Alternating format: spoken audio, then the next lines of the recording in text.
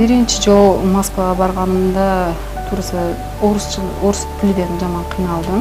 Мындай көчөгө чыккан баштаганда обязательно кыйналат экенсиң. Тилди билишиң керек экен, орусчаны эми. Койго чыкканда биз тил балдарын сагынат экенсиң, кыйналат экенсиң. Ошентип өзүмдү неме кылдым. Ошо максадыма жетейин, калса ушу ишиги ачайын деген ниетим бар эди. Ошон үчүн Кудайга шүгүр бир жыл чыдап иштеп келдим. Ушу машиналарды алдым.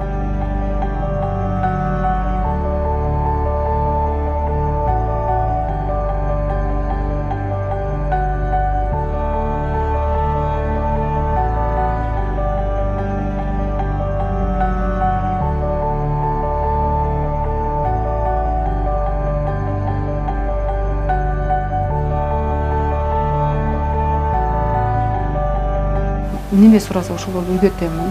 Жакшы окуган кыздар 1 айда уже даяр болуп атат. Узагы 2-3 айда уже өздөрүгө керектүүнү үйрөнүп чыгып кетишет.